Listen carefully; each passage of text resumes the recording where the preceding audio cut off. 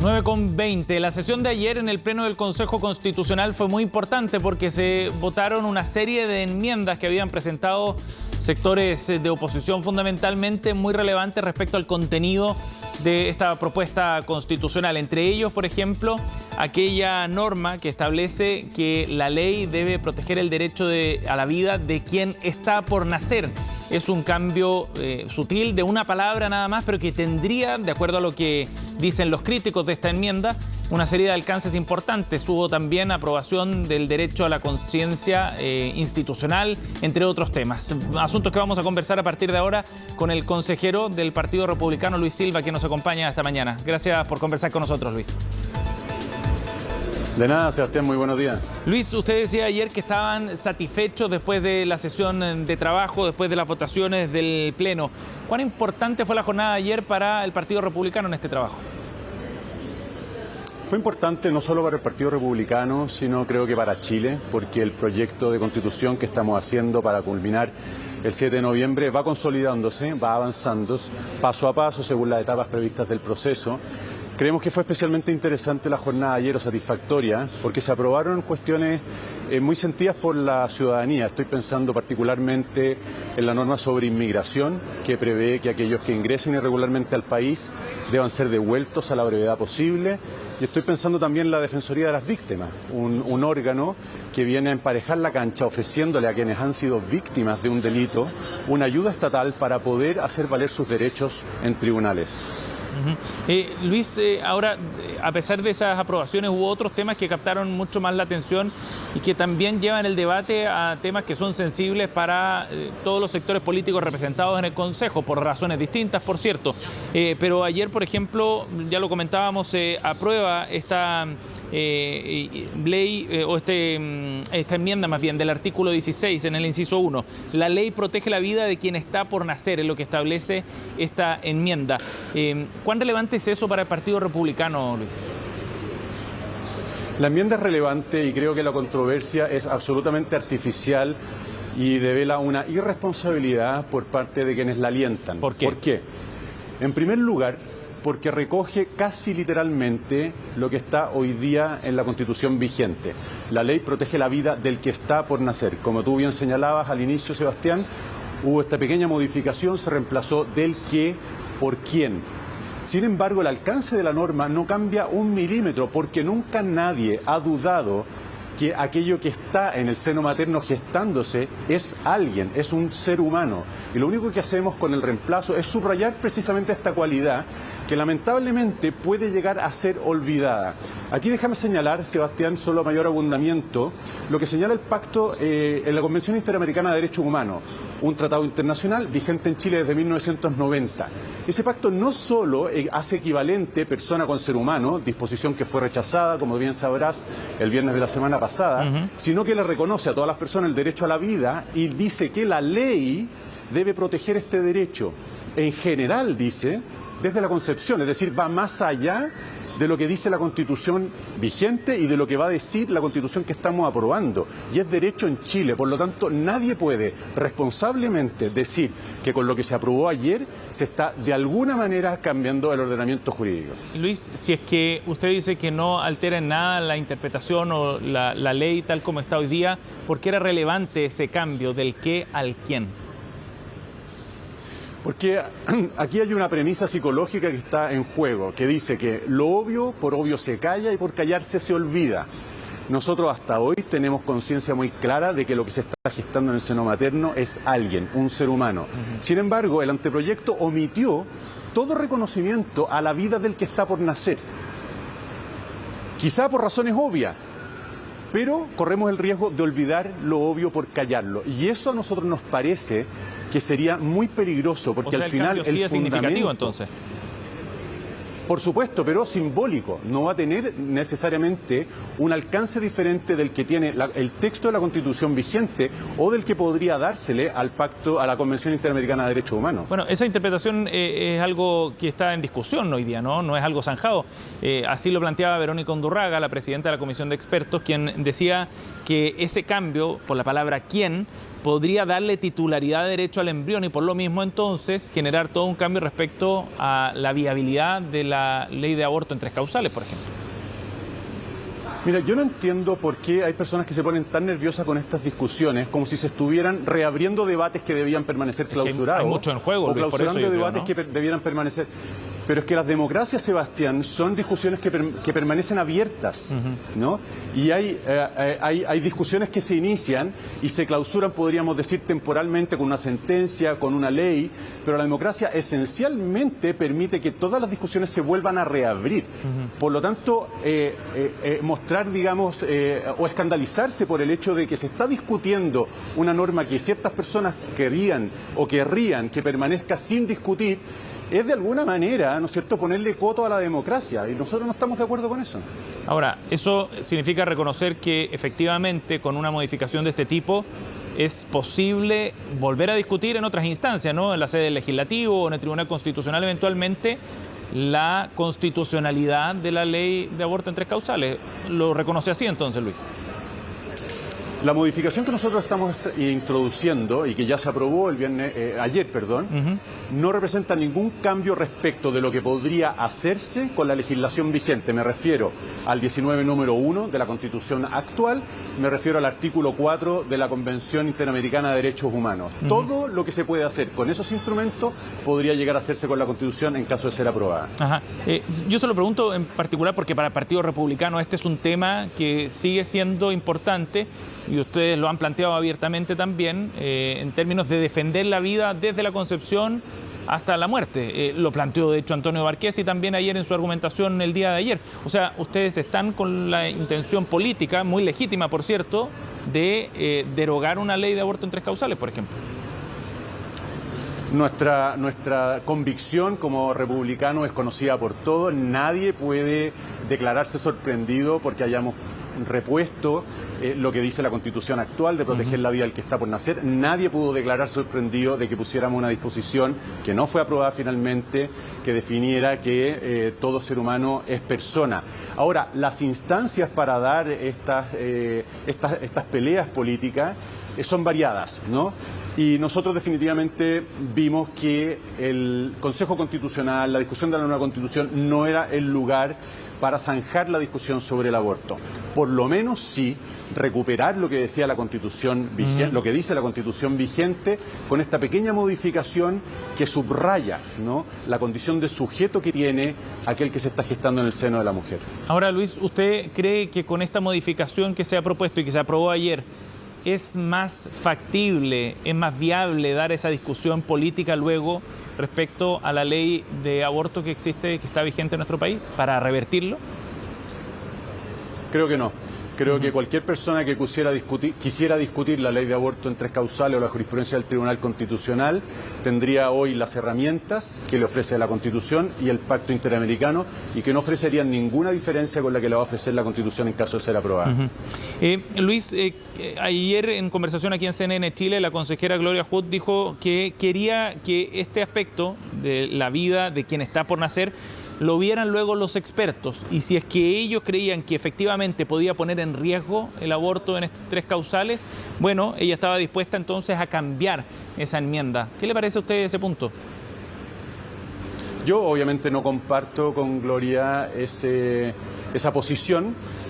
Legítima que ella la sostenga, legítima que los expertos, cuando el texto vuelva a sus manos el día 7 de octubre, quieran observar ese punto como tantos otros, pero hay que tener en cuenta que ninguna de las observaciones que ellos hagan tiene viabilidad si es que no considera que cuando vuelva al Consejo hay 33 votos de derecha que son necesarios para aprobar esas observaciones. Por lo tanto, cualquier intención que exista desde el comité de expertos por observar el texto, cosa que, insisto, me parece legítima e incluso deseable, porque es parte del proceso y que creo que va puliendo el texto, debe ser hecha con consideración a los 33 votos de derecha que lo esperan en el Consejo. Ahora, ¿no sería un argumento suficiente entonces para ustedes que los expertos consideren que esta enmienda efectivamente puede poner en riesgo la aplicación de la ley? No, no sería un argumento suficiente. Luis, respecto a otro tema bien importante, ayer se aprobó la objeción de conciencia a nivel institucional también. ¿Por qué es relevante, a juicio de ustedes, que esto esté a nivel constitucional? Una de las críticas del oficialismo ayer era que esto no estaba plasmado en otras constituciones, que era un asunto excepcionalísimo. Nos parece tremendamente relevante desde el punto de vista constitucional porque han existido intentos de amagar no solo la libertad de conciencia o religiosa, sino también la libertad de asociación. Y cuando pienso, y el ejemplo en el que estoy pensando es precisamente el de la despenalización del aborto, en el que quiso obligarse, por ejemplo, a toda la red de salud de la Universidad Católica, que tiene un ideario claramente contrario al aborto, a que practicara los abortos so pena de verse privado de los recursos públicos. Finalmente, el Tribunal Constitucional acogió los argumentos y se incorporó en la ley de despenalización del aborto la objeción de conciencia institucional. Por lo tanto, esto es lo primero, señala que no es una novedad en el derecho, tampoco es una novedad en el derecho constitucional o en las constituciones. Estados Unidos, que es un ejemplo en la protección de las libertades, protege hoy día la libertad de conciencia institucional no solo de organizaciones o comunidades religiosas, no solo de fundaciones, es decir, sin fines de lucro, sino incluso de empresas, cuando entiende que la empresa tiene también un ideario que es incompatible con la práctica del aborto. Por lo tanto, el Consejo Constitucional no está inventando nada. Y por último, no solo desde la perspectiva de la libertad religiosa, la libertad de conciencia institucional es importante, sino también desde el punto de vista de la libertad de asociación. Porque finalmente tú te puedes asociar con determinados fines y puede llegar el Estado a imponerte ciertas obligaciones contrarias a esos fines y te pone en la coyuntura de o disolverte o traicionar tu razón de ser, ¿no? Y la objeción de conciencia institucional precisamente abre una Luis, vía para evitar ese callejón sin salida. Establecerlo a nivel constitucional y que no quede sujeto a cada una de las leyes, como en el caso de la ley de aborto en 3 causales, significa ampliar el rango de acción y de posibilidades, digamos, de manera bien amplia. De hecho, la integrante de la Comisión de Expertos, Antonia Rivas, ayer planteaba que bajo este supuesto, con esta enmienda aprobada, una empresa podría decidir no pagar impuestos o un colegio podría discriminar a niños, por ejemplo, trans, en sus procesos de admisión, con el alcance amplio que tendría con esta enmienda. Mira, ese tipo de argumentaciones como el que tú señalas, lo único que hacen es caricaturizar una propiedad que es inherente a todas las normas de una Constitución, que son por definición normas amplias, genéricas, como se ha insistido mucho, habilitantes. Lo que hace la disposición aprobada ayer es precisamente habilitar al legislador para que vaya desarrollando, desplegando el significado de este aspecto de la libertad religiosa a través de leyes que puedan ir modulando su ejercicio, como ocurre con prácticamente todas las libertades garantizadas en la Constitución. Todos los derechos fundamentales tienen un complemento legislativo y esta no será la diferencia. Ahora, insisto, buscar ejemplos estrambóticos, extravagantes para ridiculizar las cosas que se aprueben dejaría o nos dejaría la Constitución prácticamente sin texto. Pero de todas maneras no pesaría finalmente lo que establezca la Constitución respecto a cada una de esas modificaciones legales o alcances legales que se establezcan. Por supuesto, la Constitución tiene la primacía en el orden jerárquico de las normas en Chile. Entonces, y las normas legales tienen que interpretarse conforme a la Constitución, pero en la práctica lo que ocurre, Sebastián, es que los tribunales son muy diferentes a cómo el legislador va dándole forma a las definiciones constitucionales, al punto de que precisamente lo que discutíamos antes, el aborto, el legislador puede interpretar la Constitución incluso de maneras que en el tiempo resultan contradictorias, porque durante largo tiempo el aborto bajo la Constitución vigente estuvo prohibido y luego, sin tocarle una sola coma, el aborto está despenalizado en 3 causales. En materia de educación pasa exactamente lo mismo y en materia de salud también hay muchos ejemplos que te demuestran que la Constitución sirve como un techo, sirve como un marco y luego el legislador va dándole forma e incluso, insisto, en el tiempo pueden ser formas contradictorias entre sí. Luis, en otro de los temas que se abordaron ayer también se aprueba la enmienda que permite establecer la posibilidad de que personas mayores que con enfermedades terminales, más bien que estén privadas de libertad, puedan terminar de cumplir su pena con arresto domiciliario. Esta norma también fue bien discutida, sobre todo porque desde los sectores oficialistas plantean que es una forma encubierta de favorecer a quienes están detenidos en Punta Peuco, tema que ya había sido zanjado en la discusión previa en las comisiones. ¿Es esto una forma de reemplazo directa de esa norma anteriormente rechazada? Esta es una norma, una disposición que obedece a motivos humanitarios. ¿A cuántos alcanza? ¿A quiénes alcanza? Es una cuestión secundaria. Y en ese sentido se la puede comparar, por ejemplo, con la prohibición de pena de muerte que prevalece en la Constitución, o la prohibición de la esclavitud, que también está en la Constitución. Y uno podría decir, bueno, ¿a quiénes beneficia hoy día esta norma? Muy poca gente, es prácticamente, pero vale la pena conservarla en la Constitución porque nos recuerda cuáles son los orígenes antropológicos, filosóficos de nuestro orden jurídico. La norma tal y como está redactada y se aprobó ayer establece condiciones bastante exigentes y muy específicas para que se pueda aplicar el beneficio. Tienen que ser enfermos terminales, cuya determinación corresponde a la ley, no a la Constitución, y además ninguno de los beneficiarios o beneficiarias puede representar un peligro actual para la sociedad. Ajá. Ahora, efectivamente va a terminar beneficiando al grupo con el que se buscaba favorecer en la iniciativa original, ¿no? La que fue retirada de la discusión de las comisiones.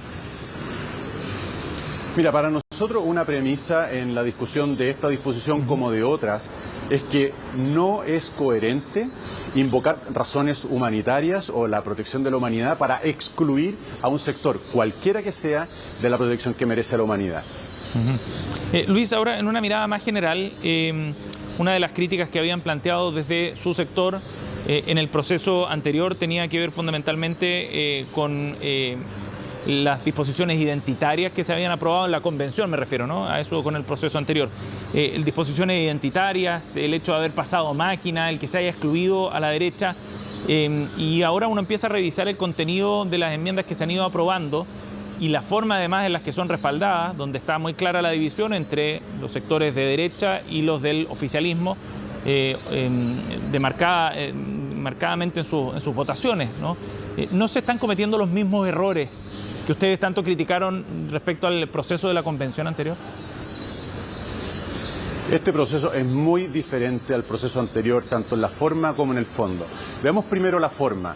Ayer hubo un punto de prensa del oficialismo en donde se le reprochó a la derecha estar pasando máquina y puso como ejemplo el que se rechazaron todas sus enmiendas. Yo personalmente estoy adquiriendo la convicción de que lo que ocurrió ayer fue una puesta en escena por parte de la izquierda. ¿Por qué lo digo? Porque ellos repusieron todas las enmiendas que ya habían sido rechazadas en comisión, con la convicción de que no iban a ser aprobadas por el Pleno por las mismas razones que fueron rechazadas en las comisiones, solo para poder mostrar luego que sus enmiendas habían sido rechazadas. Esto llega al punto, Sebastián, de que ellos mismos votaron en contra de enmiendas de ellos repuestas por ellos. ¿Cómo se explica una contradicción en apariencia tan grande? Simplemente, desde mi punto de vista, por el hecho de querer hacer el punto de que se le está pasando máquina. Cuestión absolutamente artificial. Cuando nos vamos al fondo, la diferencia también es muy grande. Porque aquí lo que va a importar finalmente para la ciudadanía el 17 de diciembre es qué dice la Constitución, no tanto el cómo se hizo, porque al final lo que va a tener efectividad o vigencia es lo que dice. Y cuando se lee lo que se dice, creo yo que se interpela a un arco de la ciudadanía mucho más amplio que aquel al que estaba interpelando en la convención, el proyecto de constitución elaborado por la Convención Constituyente. Por lo tanto, ni en la forma ni en el fondo este proceso puede compararse con el proceso anterior y me parece que aquellos reproches que acusan de una constitución identitaria o que se está pasando máquina no responden más que una puesta en escena. Pero el reflejo de las votaciones tan divididas, donde ustedes no han logrado convencer en el fondo a algunos de los consejeros del oficialismo para que voten a favor alguna de sus enmiendas, ¿no es una señal de que efectivamente se está pasando máquina y se está ejerciendo la legítima mayoría que ustedes construyeron? A mí me parece que es señal de lo que la ciudadanía dijo en las elecciones de mayo. Por otra parte, hay que considerar, Sebastián, el número de enmiendas que se han aprobado con abstención por parte de la izquierda, es decir, no un voto en contra, sino una abstención, que normalmente debe ser interpretado el voto de abstención como un, mira, no me molesta la norma que se está aprobando, pero no le quiero dar mi respaldo y ahí vendrán razones que tienen que ver con lo que le dicen a sus bases o que la norma no les acomoda por completo. Por otra parte, hay que también mirar todas aquellas normas que vienen del anteproyecto que pasaron intactas en la fase de comisión y que están siendo votadas ahora en el Pleno y que son aprobadas por unanimidad. Hay bastantes de esas normas. Por lo tanto, yo creo que no, que no existe esa pasada de máquina. Evidentemente que hay normas que al final reflejan la configuración política de este órgano político que es el Consejo Constitucional y nadie puede ni sorprenderse de eso, ni escandalizarse de eso, pero creo que todo ha sido hecho, uno, en el marco de respeto y dos, buscando honestamente que las disposiciones, que los textos que son finalmente aprobados interpelen, ¿no?, a unas sensibilidades políticas que van más allá de las fronteras de la derecha. Bien, Luis, gracias por conversar con nosotros esta mañana, muy amable. Ha sido un gusto, Sebastián, buenos días.